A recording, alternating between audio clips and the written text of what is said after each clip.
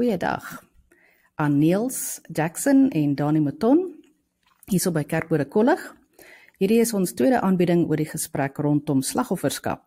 Ons hou dit nou in Mei, na 'n klompie Suid-Afrikaners pas in Amerika geland het, waaroor die hele wêreld aan die praat is, want hulle is die enigste vlugtelinge, 'n groepering wat Amerika op die punt werklik toelaat, terwyl president Donald Trump in Februarie Amerika se vlugtelingprogram grootliks opgeskort het. Dit affekteer natuurlik duisende uit oorloggetuisterde lande soos Afghanistan, Sudan en dies meer Sirië wat nou nie meer kan aansoek doen om vlugtelingskap nie, maar Afrikaners spesifiek, wit Afrikaners, hulle kry voorkeurbehandeling. Dit ontlok veelvoudige gesprekke, dis komplekse gesprekke, sensitiewe gesprekke.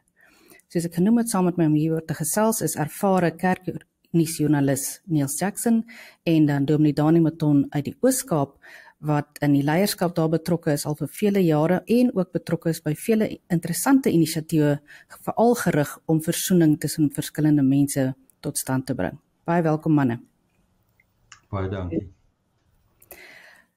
Ons praat nou oor iets waaroor die hele wêreld aan die praat is. Skielik is ons Suid-Afrikaners vol in die kollig.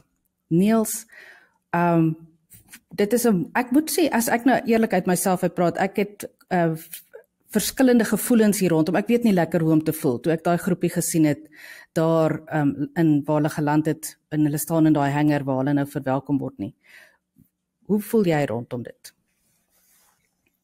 Helene, ek dink ons moet twee dinge van mekaar onderskei. Aan die een kant het ons hier te doen met mense. Mense wat deur 'n klomp goed gegaan het, mense wat 'n keuse gemaak het, mense wat wie se toekoms onseker is. En ek bedoel, Jesus het ons geleer om deernis te hê met mense. So ek dink ons moet deernis hê met daai mense. Dit is in 'n geval nie ons rol om te oordeel. Maar die tweede ding waarmee ons hier te doen het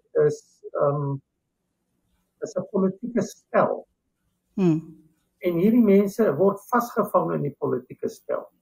En in die politieke spel is daar 'n klomp leuns wat vertel word, 'n klomp onwaarhede wat verkondig word, en dis iets anders as die mense waarmee ons te doen het. En dis moeilik om partykeer te onderskei tussen die lot van mense en die politieke spel waarin hulle vasgevang is. Ek dink dis wat dit vir my ook 'n bietjie moeilik maak. Dani? Ja, dis vir my onmoontlik, jy weet, op een vlak, daar is so baie lae aan die ding, maar dis vir my onmoontlik, jy weet, om aan myself as 'n slagoffer te dink. Dit is per definisie net doodeenvoudig vir my moeilik. Maar ek kan aanvaar dat die mense wat daar is, almal of die meeste van hulle, of self 'n tragiese verhaal, moontlik van trauma het om te vertel, of aan die ander kant, jy weet, so 'n soort van trauma antisipeer. Jy weet, sê, die dinge in die land gaan baie sleg, en selfs al moet ek alles hier agterlaat in die bekende omgewing, gaan dit op die lang termyn vir my beter wees. En ek is seker daar's baie mense wat dit ook doen ter wille van hulle kinders. Wat bereid is om deur die ontwrigting te gaan en die verlies en vir die res van hulle lewe met die hinkering na, jy weet, die bekende omgewing saam te leef, maar te sê ek doen dit ter wille van my kinders. So ek dink daar's regtig baie rede om deernis met daai mense te hê.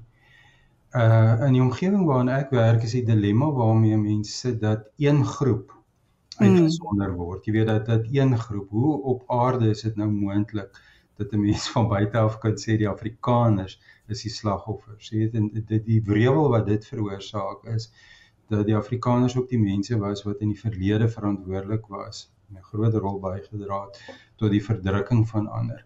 So die prentjie wat dan ontstaan is, jy weet, nou dat julle met gelykheid gekonfronteer word. Jy weet, nou dat ons almal dieselfde behandel word, ten minste in beginsel, nou kan julle dit skielik nie hanteer nie. En nou wil julle vlug. Maar ek dink dit is waar die politieke spel waarna Niels verwys inkom, en wat 'n mens natuurlik bekommerd maak, is dat dit lyk asof die grootste moondheid in die wêreld, jy weet, 'n skoor soek eintlik met waarskynlik 'n politieke party, die grootste politieke party in Suid-Afrika, en daai politieke partye punt wil bewys en dat ons eintlik dan jy weet almal so 'n soort van vol bloed gespat gaan raak op die ou end in deur hierdie politieke stryd.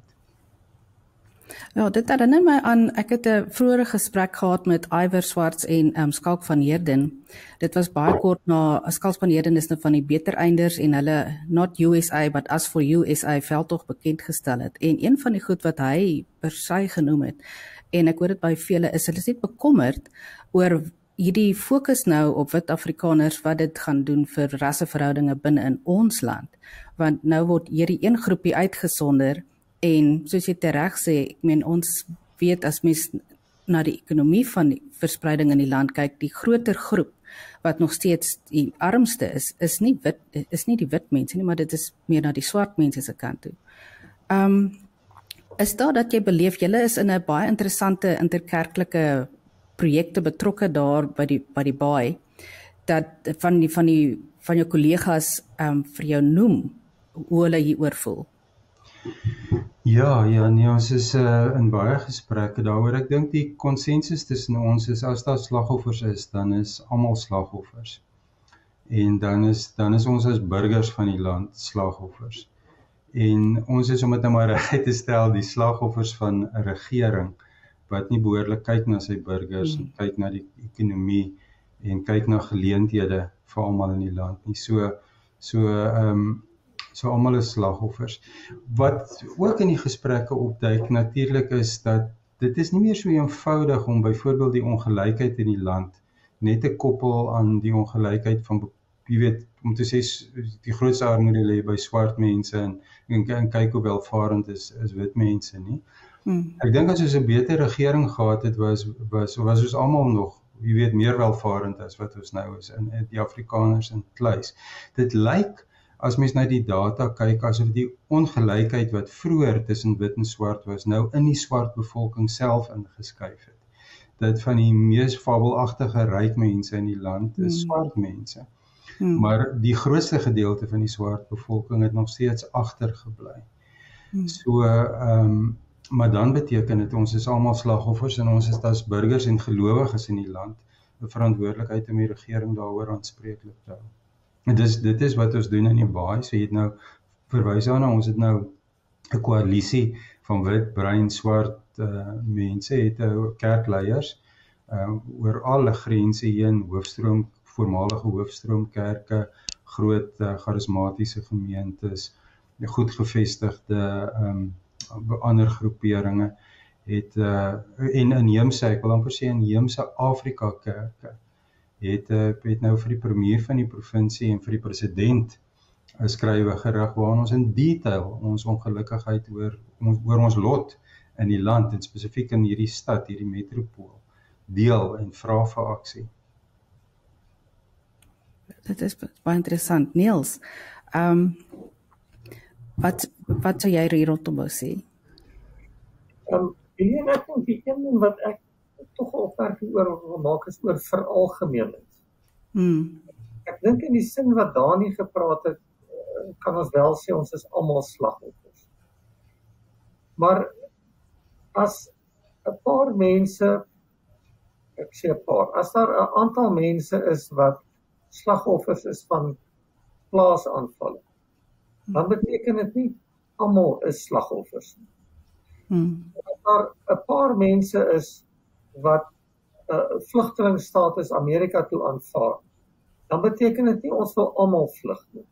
En in die debat, in die openbare gesprek, dink ek word daar te vinnig te maklik veralgemenings gemaak oor mense.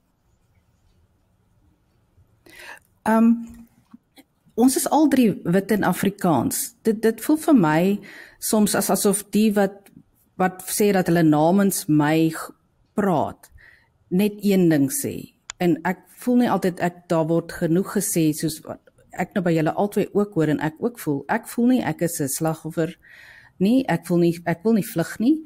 Ek leef heel goed. En ek wil graag hier bly in die land en ek is opgewonde oor dinge wat in hierdie land gebeur. Hoe kry ons 'n ander boodskap meer daar buite wat dit ook vertel, want dit is so, aan die een kant voel vir my mens moet sê, daar is plaasaanvalle en dit is wreedaardig en dit is absoluut traumaties en ek wil nie dit wegmaak nie. Dani, julle beleef dit daar in die Oos-Kaap. Ek weet my neef wat daar in Alexandria was, het my vertel, en dit is verskriklik en om deur so iets te gaan. So dit is die een kant, maar aan die ander kant, dit is nie ons almal se realiteit nie, soos jy nou ook sê, Niels. So hoe kan ons 'n ander narratief, ek hou nie baie van daai woord nie, maar ook op die tafel sit wat net ook na vore kom en sê, hier is 'n ander storie van ons Suid-Afrikaners ook in Suid-Afrika aan die gebeur. Hoe dink jy kan 'n mens dit ook bietjie meer ligtheid gee? Kyk, Eliane, ek dink een van die probleme is in ons geskiedenis was ons vasgevang in nasionalisme, Afrikaner nasionalisme, wat gemaak het dat ons almal in een pot gegooi is in ons eie denke, maar ook in ander se siening van ons.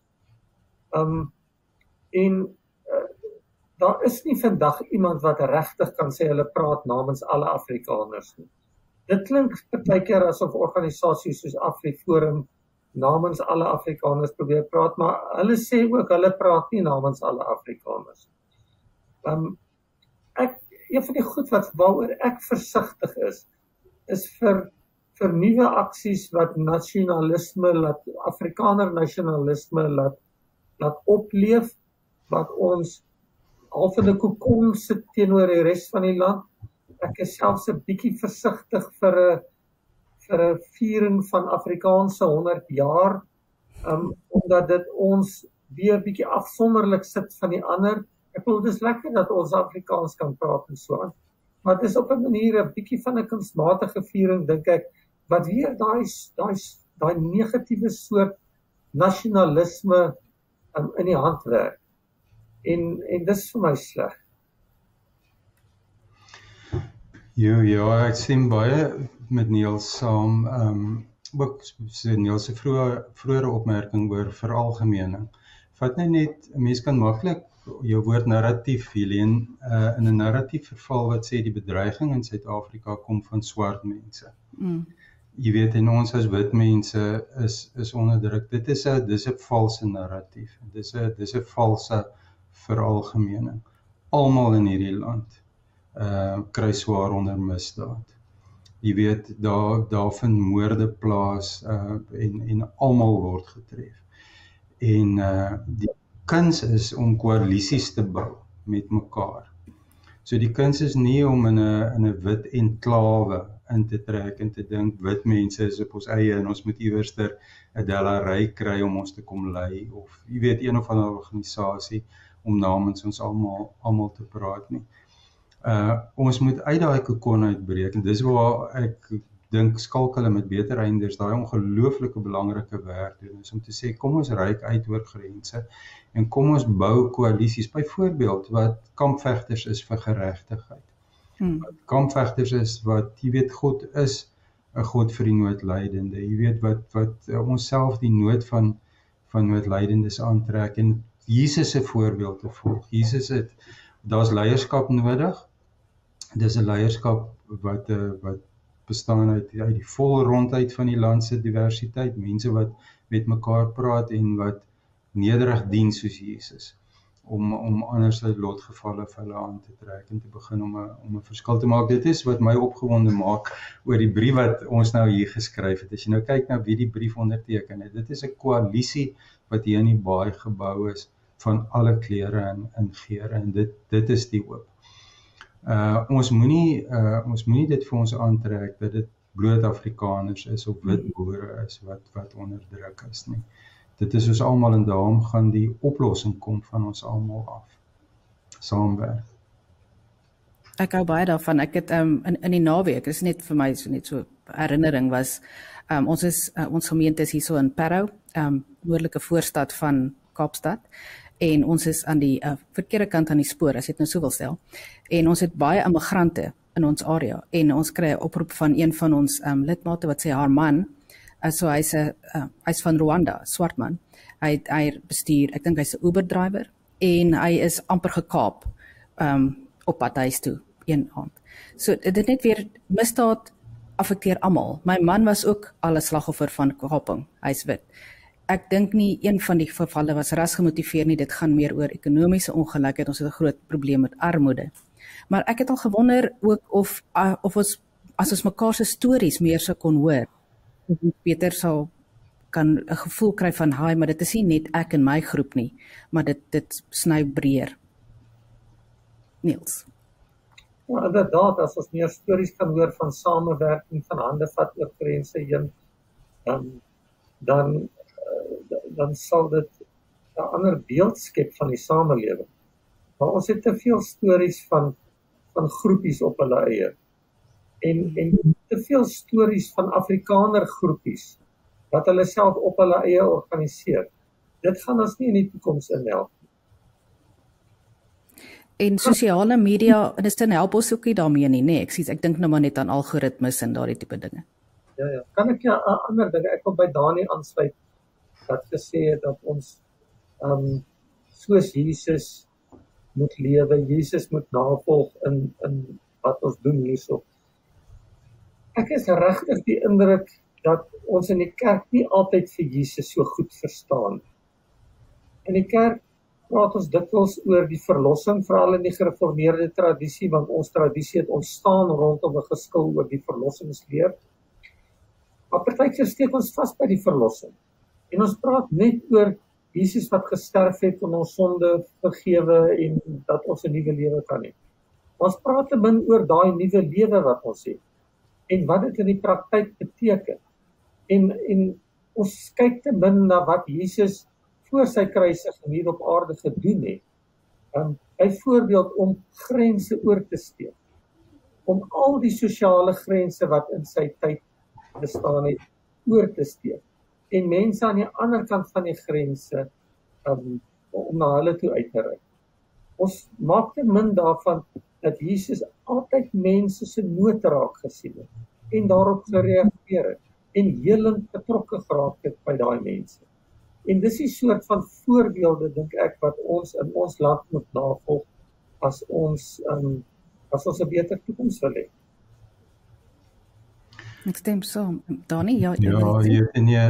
Ek dink as ek so na dikwels aan mense luister, dan kry mense die gevoel, ek sluit myself ook nou maar daarbey in, jy weet dat die helfte is ons nou nog nie oor Jesus vertel nie, jy weet die aanname dat ons Jesus en God, jy weet, nou uitgewerk het en weet wie Jesus was, jy weet, en dat ons verstaan wat disippelskap is, dink ek is 'n baie gevaarlike aanname. Daar's baie om te ontdek oor Jesus. En as mense net dink die gelykenis van die barmhartige Samaritaan, dis 'n sosiaal radikale koninkryksperspektief wat Jesus daarna vore bring. Ek stem ook saam met Niels dat ek dink mense moet versigtig wees om jy weet Jesus net as jou hoop op die hemel te sien. So wat nodig is dat ons van die hemel 'n werkwoord moet maak. Dat ons moet sê, maar kyk, as ek nou verwag, jy weet, om saam met God te wees in die nuwe Jerusalem, waar al die trane afgevee gaan wees, dan is daai hemel waarna ek uitsien, moet ek nou begin doen. Ek moet dit nou begin 'n werklikheid maak. Hemel moet nou my werkwoord wees, waarmee jy weet, waarvolgens ek elke dag lewe, om 'n stukkie hemel vir ander mense te laat aanbreek, om 'n stukkie genesing uit te deel, om aanvaarding, om hoop te bring. So as hemel vir ons 'n werkwoord kan word en nie net een of ander idilliese, jy weet, toekomsdroom nie, dan dink ek sal dinge in die land verander. Ek wil net vinnig sê, 'n baie bekende joernalis het 'n stad hier in die middel van Suid-Afrika gaan besoek en toe hy teruggekom het, toe sê hy, wat vir hom so opvallend was, is al die wit mense kla oor hoe sleg dit in die stad gaan. En hy het met breinmense gepraat en al die breinmense kla oor hoe sleg dit gaan en die swart mense kla oor hoe sleg dit gaan. Maar wat vir hom opgeval het is dat wit en bruin en swart nie saam praat oor wat hulle gaan doen om 'n verskil te maak nie. En dit is waar ek droom en werk, is 'n koalisie wat hemel 'n werkwoord maak. Dit wil vir my, dit is en wat ons hier bly, en kies om hier te bly. Dit is iets wat ons na kan kyk om te doen. Nee, daar's soveel aksies, daar's soveel stories, ook in die kerk. Niels, jy het soveel stories gedoen in jou tyd ook by die kerkbode. Juist waar daar sulke koalisies gevorm word, waar daar oor grense gegaan word. Ek dink dit was half 'n redaksionele mantra gewees. Ons kyk na stories waar grense oorgesteek word. Dit is waar ons hoop ook lê hierso en waar die kerk 'n verskil kan maak going forward. Die manier hoe ek dit gesê het toe ek by die kerkbode was, is ons stories vertel van God se genade wat deur sy mense na die wêreld toe vloei. God se liefde wat deur sy kerk na die wêreld toe vloei. Op 'n helende manier na die wêreld toe. En ja, die stories vertel is 'n deel daarvan, maar die stories moet gebeur. Ons moet meer sulke dinge doen. En ek dink dit is 'n groot bydrae wat die kerk en die kerke gesamentlik kerke wat hande vat in ons samelewing kan doen. So, ek gaan nou vas saamvat. Daar is nou 'n groepie wat oor is en mens, so wat ek hoor is, ons veroordeel nie. Wie is ons om te oordeel? Dit is nie ons plek om te oordeel nie. Maar hier is ook baie in ons land waarmee ons saam kan werk. Ons is almal in 'n sin slagoffers. Ons het 'n regering wat ons afskeep. Dit is en hy skep almal af.